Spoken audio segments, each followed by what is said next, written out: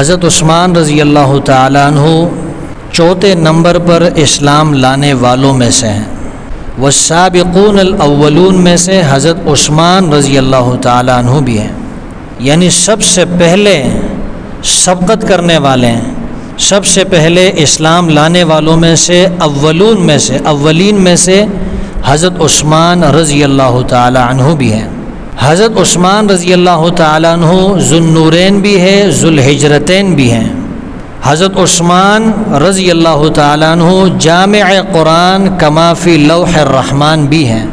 ذو النورین کا مطلب یہ ہے کہ حضور صلی اللہ علیہ وسلم کی دو صاحبزادیاں، دو بیٹیاں یک کے بعد دیگر حضرت عثمان کے نکاح میں آئی ہیں۔ آپ کے علم میں ہوگا حضور علیہ السلام کی کتنی بیٹیاں ہیں؟ 4 بیٹیاں ہیں۔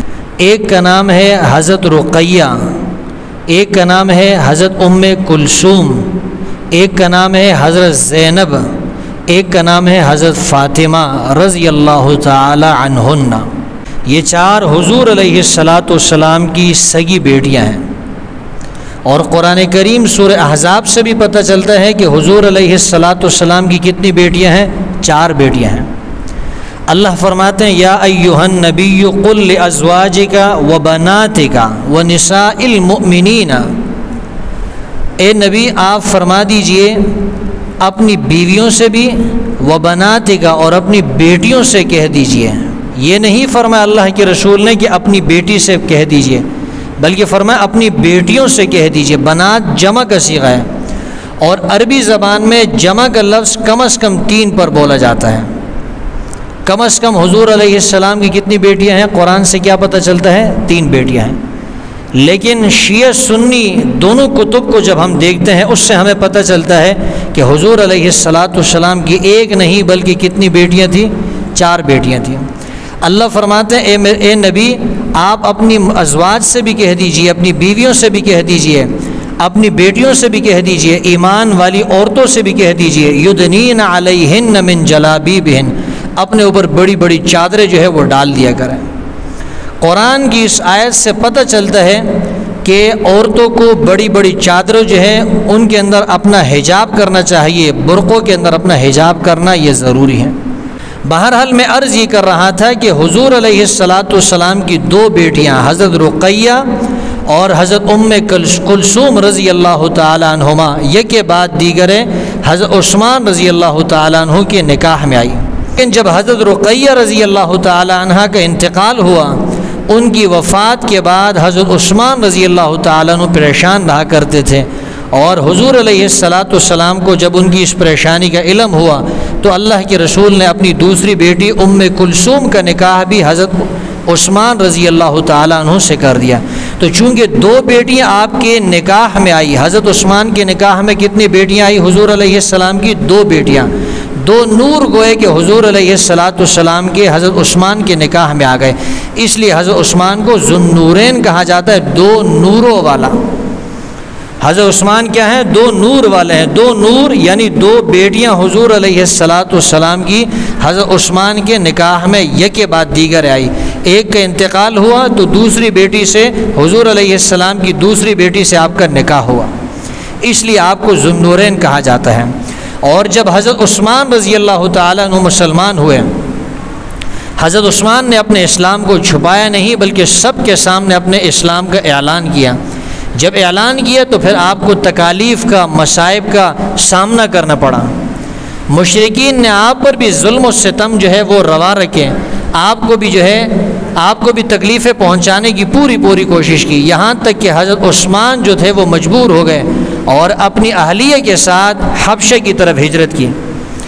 ایک ہجرت حضرت عثمان نے حبشہ کی طرف کی ہے اور دوسری ہجرت حضرت عثمان نے مدینہ منورہ کی طرف کی ہے۔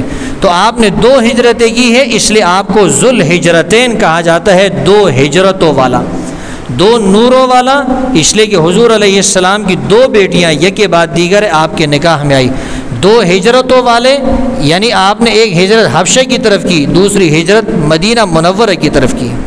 ایک حدیث میں آتا ہے حضور علیہ السلام نے ارشاد فرمایا ہر نبی کا ایک رفیق ہوگا، ہر نبی کا ایک ساتھی ہوگا، فرمایا کہ میرا جو رفیق اور میرا ساتھی ہوگا وہ عثمان ہوں گے۔ اللہ کے رسول نے فرمایا کہ حضرت عثمان اتنے باحیا انسان ہے، اتنے حیادار ہے کہ فرشتے بھی ان سے حیا کرتے ہیں۔ آج ہمارے معاشرے سے حیا کے جنازے اٹھ گئے ہیں۔ مجھے تو ان خاندانوں پہ حیرت ہوتی ہے، میں سوچتا ہوں وہ کتنے پریشان ہوتے ہوں گے اور کتنی پریشانی کا سامنا ہوگا ان کو، کہ جو یورپ کے اندر رہتے ہیں، انگریزوں کے ممالک میں، جہاں پر چھوٹے چھوٹے بچوں کو بھی اسکول کے اندر ہم جنس پرستی کی تعلیم دی جاتی ہے، اور یہ ہم جنس پرستی کی تعلیم انہوں نے لازم کر دی ہے کہ اسکولوں کے اندر، یورپ کے جو اسکول ہیں وہاں پر بچوں کو ہم جنس پرستی کی تعلیم دینا یہ ضروری ہو گیا۔ ہمارے ہاں جس طرح اردو کا سبجیکٹ جو ہے یہ ضروری ہے، اسی طرح یورپ کے اندر ہم جنس پرستی کی تعلیم دینا یہ ضروری ہو گئی ہے۔ اگر آپ اپنے بچے کو یہ کہیں کہ جب ہم جنس پرستی کی تعلیم شروع ہو جائے آپ اس کلاس سے اٹھ جائیں، تو ماں باپ کو جیل کے اندر ڈال دیا جاتا ہے۔ ابھی کچھ وقت پہلے کی بات ہے، کینیڈا کے اندر ایک بچے کو اس کے ماں باپ نے کہا کہ آپ ہم جنس پرستی کی تعلیم مت لیا کریں، اس کے ماں باپ کو گرفتار کر لیا۔ کیسے وہ معاشرہ، اس معاشرے کے اندر کیسے مسلمان رہتے ہیں، کتنی پریشانی کا سامنا ہوتا ہوگا۔ تو بہرحال حضرت عثمان رضی اللہ تعالیٰ عنہ تو اتنے حیادار تھے کہ فرشتے ان سے حیا کیا کرتے تھے۔ حیا ایک بڑی اچھی صفت ہے۔ ایک حدیث میں آتا ہے، حضور علیہ السلام نے ارشاد فرمایا، الحیاء شعبۃ من الایمان، حیا ایمان کا ایک حصہ ہے۔ حیا اور ایمان یہ دونوں آپس میں لازم ملزوم ہیں۔ جہاں حیا انسان سے ختم ہو جائے ایمان خود بخود چلا جاتا ہے، جہاں ایمان چلا جائے حیا خود بخود ختم ہو جاتی ہے۔ آپ اس معاشرے کے اندر دیکھ لیں جہاں ایمان موجود نہیں وہاں حیا بھی موجود نہیں، جہاں حیا موجود نہیں وہاں ایمان بھی موجود نہیں۔ اور ہمارے اس مسلمان معاشرے پر پوری کوشش کی جا رہی ہے کہ ان سے حیا کو ختم کر دیا جائے۔ ایمان یہ نکال نہیں سکتے تھے، انہوں نے کہا کہ حیا کو نکال دو، ایمان خود بخود نکل جائے گا۔ بہرحال عرض یہ کر رہا تھا کہ حضرت عثمان رضی اللہ تعالیٰ عنہ بڑے حیادار صحابی ہیں۔ بعض لوگوں کا سوال ہے کہ حضرت عثمان رضی اللہ تعالیٰ عنہ جو ہیں وہ بدر کی لڑائی میں شریک نہیں ہوئے۔